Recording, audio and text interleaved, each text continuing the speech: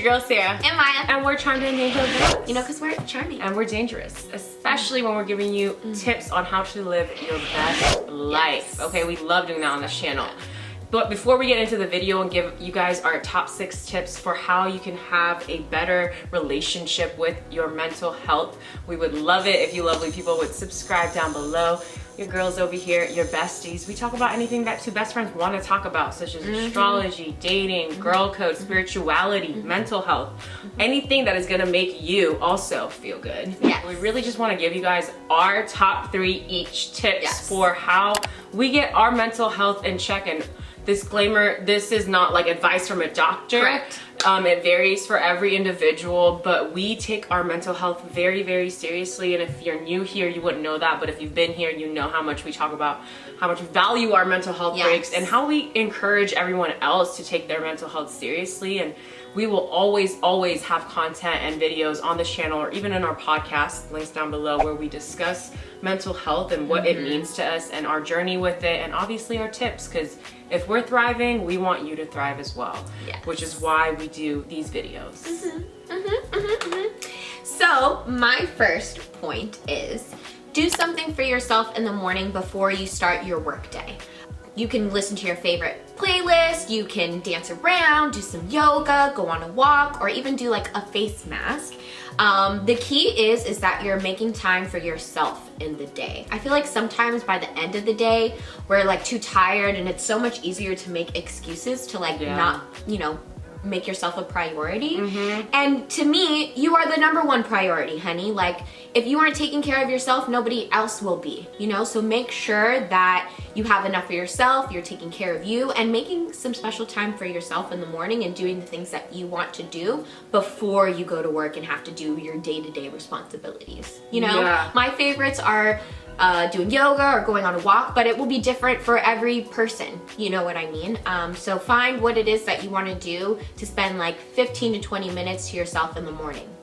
I love that. And honestly, it is so true. When you tell yourself, I'll do it later in the day, when you are so tired on your bed or on your couch, I know how your mind works, because mine works the same way. I'm like, well, you know what? I've had a long day. I've had a rough day. I'm just going to lay here and relax. And there's nothing wrong with laying there and relaxing, but you didn't do anything during that whole day that was with intention for yourself, you know? In the morning is when you can set that intention of, hey, I'm waking up and I'm going to do this for myself, whether it's yoga or 5-minute meditation, whatever it is that you do, and you will feel better about your decision making throughout the day because you chose to put yourself first at the beginning of the day. You know, it kind of makes you move through your day with more confidence. And that's how we all want to be living, is it not? To make more confident decisions. And it sets the tone for your day. You know what I mean? You start by making a decision for yourself. Well, it makes it a little bit easier to keep choosing you throughout the day. Absolutely. You know? All right, for my first tip, I want you guys to take a 10-minute break from whatever it is that is stressing you out. And listen to your top 3 songs at the moment. You might say, oh, I don't got that kind of time. I promise you can make a 10-minute break happen. I don't know about you guys, but listening to my favorite songs at the moment always makes me feel better. It's a good way to release some emotions from your day. And you know, when I'm having a rough day, no matter what, if a song is stuck in my head, it's still playing. So why not just take that break and listen to those songs that have been stuck in your head or that you've been thinking about a lot, and release whatever it is that's stressing you out. Music is honestly therapy. It's free therapy, it really is. And also be careful of the lyrics you're listening to. If it's a sad song, you might be feeling really sad. So how about you listen to your happy songs during this break? You know what I mean? Because at the end of the day, words are manifestation. And I really think that we should all have a few songs that just bring us joy, that just make us happy, and use those songs to make your day better. It's honestly that easy and that powerful. I call them my ghost songs, because like they get me up and motivated for what I'm going to be doing that day. Absolutely, absolutely. And I feel like listening to music, dancing, it releases endorphins and gets you kind of like reset. You know what I mean? I love this point, because sometimes you just need a little bit of a break from what you're doing to break up the monotony, and you'll be so much better off with whatever task you're doing. My second point is limit your social media and TV time. I realize I'm actually the saddest when I've been glued to my phone or the TV for too long. And instead of watching TV, maybe grab a coloring book and listen to some music, or read a book, or do a puzzle. I literally just listed all of my favorite things to do besides watching TV.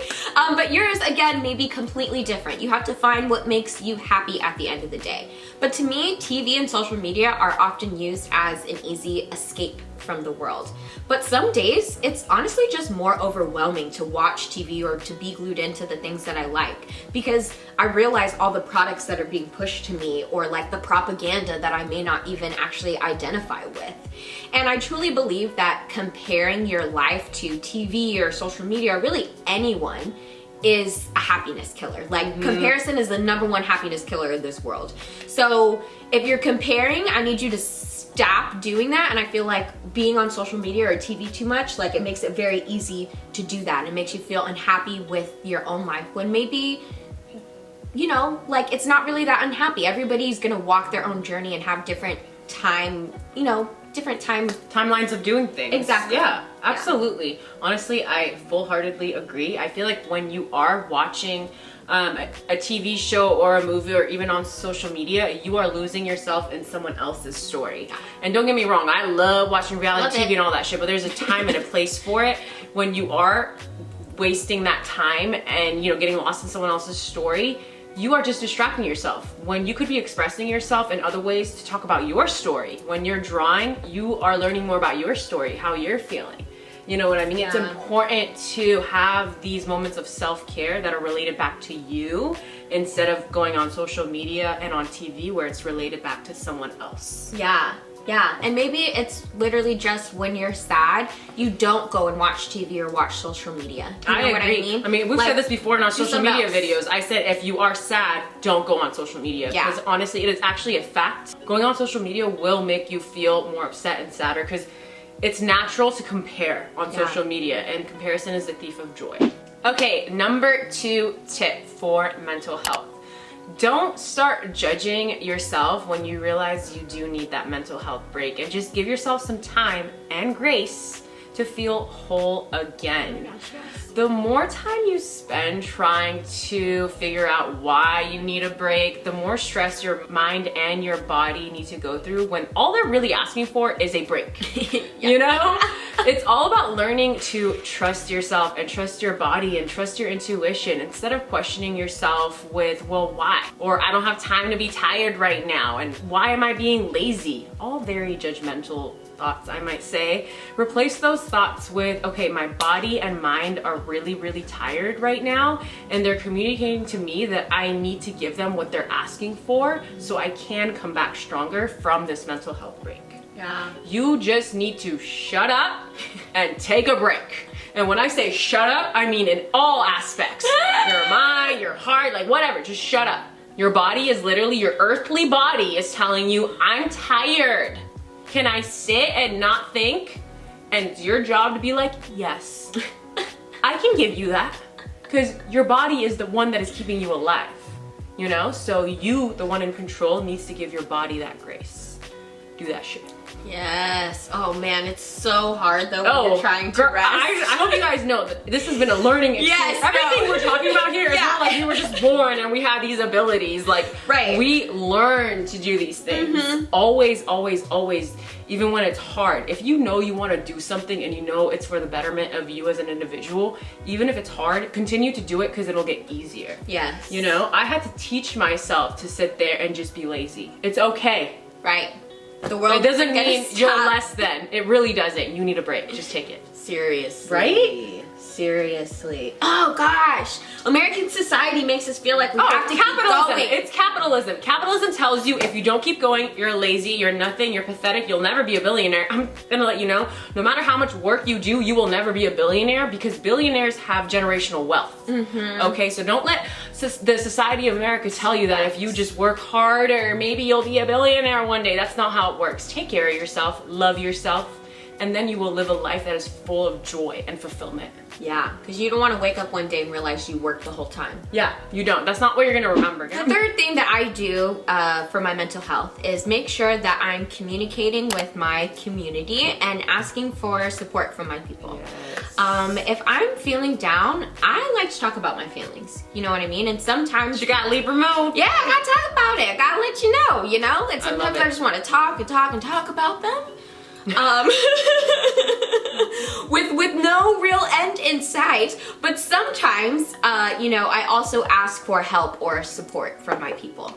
For example, at work, I will try to delegate tasks away from myself, or even just straight up ask my boss if I can take a break or take the rest of the day off, because I know that I won't be able to give it my all. And I know that when I am working at my full capacity, I am the best, right? But if I'm working at half capacity, people will see that and they feel that, and that's not good, Yeah. right? So don't be afraid to ask for breaks or to say like, hey, I need some time. I know I'm not, and I really don't want you guys to be afraid to ask for breaks either. And I think it's important that while you're breaking, like Sarah was saying in her last point, to really be able to disconnect in that time. Do not guilt trip yourself when you are not working, especially if you made the decision to say, I'm not gonna work, it's my time to rest.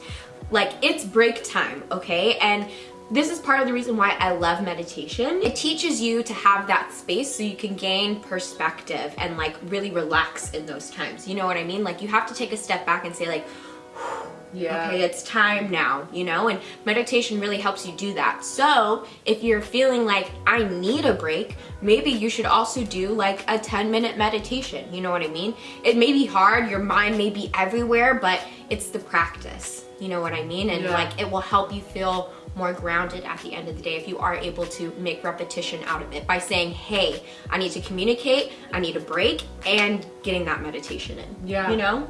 Y'all, if I can meditate, you can meditate. I'm serious. I have a Gemini moon. I don't know if everyone that's watching this mental health video watches our astrology videos, but Gemini moons are chaotic. Woo. We're always thinking about something like just quick-witted, you know what I mean? Yeah. So I'm always processing information. So when I wanted to meditate, I thought it was gonna be the hardest thing to do, but as someone who is always constantly thinking, I don't know what I would do without meditation. It is the only thing that grounds me. A lot of our thoughts that come up, you guys, they're not necessarily real, but we think about them and we make them real. And meditation helps you realize, okay, that thought is not me. That emotion is not me. It's just coming through and I'm gonna let it pass. So learn to do that. And another part of your point that I loved is talking about the community. I feel like in our society, we think that we need to do things individually in order to be valued for it. And I don't think that is true or something that should be celebrated. I really think without our communities, we are nothing. Okay, when they say it takes a village to raise a child, I believe the same thing for self-care. It takes a village to be okay as a human on this planet. I'm not saying your village needs to be 20 people. It can be 1 or 2 or 5. For me, I can count them on, you know, on my 2 hands, and I love that. Because at the end of the day, the people that understand you the most, they care about you. They want to hear if you're not okay because they want to support you. If they're real friends or people that care about you, they want to support you. But they don't know that it's time to do so until you tell them, hey, I'm not feeling whole right now. So it's up to you to do that and to get that support. It's a human complex. We want to be there for each other. You know what I mean? Totally. But we don't know unless you say and reach out, hey, I need you. I need some support right now. Yeah. You know? And the thing is, I get it. It's scary. You don't know how it's going to be received. But you know what? How about you figure out how it is going to be received? So if you do have people in your life who are not going to be there for you, you can get rid of them faster. Yeah. You know? Because the right people, the people that should be around you, are the people that are always going to be there for you, even if they're going through it. I'm not saying they're going to make your problems go away, but at least they'll validate you and let you know, hey, no matter what you're going through, I'm here for you and I got you. Right. I love you, and yeah, I got Every you. single person on this planet deserves that. Every single person. Okay, my final point for mental health and, you know, what helps me, it's put your phone on do not disturb for as long as your schedule allows that day, and do something that makes you feel joyous. Yes. Sometimes our inner childs feel neglected. Let's be honest, in today's society, a lot of times. And when there is that disconnect between ourselves, our adult selves, and that inner child, we can feel a little empty on the inside. Like we don't know what the point of life is. Like, why am I even doing this anymore? I know you guys know what I'm talking about. Yeah. And it's a really lonely feeling when you're feeling like that. So I want you guys to learn to feed your inner childs with happy activities. When your phone is on Do Not Disturb, do what the hell it is that you want to do. For me, for example, it's honestly drawing, going on nature walks, or even watching one of my favorite movies. Something that I know exactly what's gonna happen, but it makes me feel good watching it for the 100th time. You know, doing any of those things will always bring me some joy. So just take a break from your adult duties, even if it's during the work week. I know you have 10 minutes or 30 or an hour, and just do that for a bit and do what you want to do instead of what you have to do. I get it, we all want to be responsible, but what do those responsibilities even mean if we don't feel happy, if we don't feel alive? No, I totally agree. And I feel like I love that you said we so often neglect our inner child. You know what I mean? I feel like capitalism kind of makes us neglect our inner child and forget about what really makes us happy and what we can do besides just go in the normal routine of things. Go to work, watch TV. You know what I mean? Yeah. Like wake up, eat, do the same things. Like what did you used to do that made you really happy when you were a kid? When sky was the limit. You know what I mean? Like try and tap back into that, because like that is what makes you special and unique and amazing. And if you can nurture that some more, like you are going to thrive out here in the world, you know? But a lot of people will try and take that away from you. And I feel like I have experienced that too, where people try to say like, oh, this beautiful thing about you is actually maybe the worst thing about you, or you should stop paying so much attention to this. And Or you're too sensitive, or why are you acting like that? Honestly, it goes again back to capitalism. You do not tap into your full power when you are just a robot working all the time. You tap into your real power when you get in touch with your inner child and do what brings you joy. All right? Get that power. Get it? That's what we want. We really do. That is literally my sole purpose on this any platform, is to talk about my experiences and what makes me feel whole and what has healed me, and then share that back to you so you can feel whole, you can feel joyous, and pass it along. You know, heal the world. Yes, thrive, and more than just survive. We want to thrive. We're not surviving. We thriving. All right, y'all, thank you so much for watching our video on our top 6 mental health tips and how we keep ourselves in check and our mental health in check. If you don't know, we got a podcast. Yes, we do. And on this podcast, we talk about astrology, we talk about our feelings, we talk about politics sometimes. Spirituality. Yes, some toxic messy, Twitter, messy celebrity gossip. It's fun. It's really fun, okay? It's too fun. And you really get to know us. So like if you like us, you're gonna love the podcast. Yeah. Okay. So make sure you check it out. Links are down below. And we always pose a question here on our YouTube, and we discuss it further in our podcast. So, Sarahbeers. Yes. Are you ready for the question? Hey, me. Okay, the question is, what is your #1 tip and why is that one prioritized? Gotta check out the pod. Links down below. Yes, we're gonna link our socials somewhere around here. Follow us. Subscribe to the video if you got to the end and you don't already. Okay, we love y'all so much. Your mental health is the #1 priority. Make sure you're taking care of yourself, resting when you need to. We love you guys. Have a good rest of your week. Bye. Bye.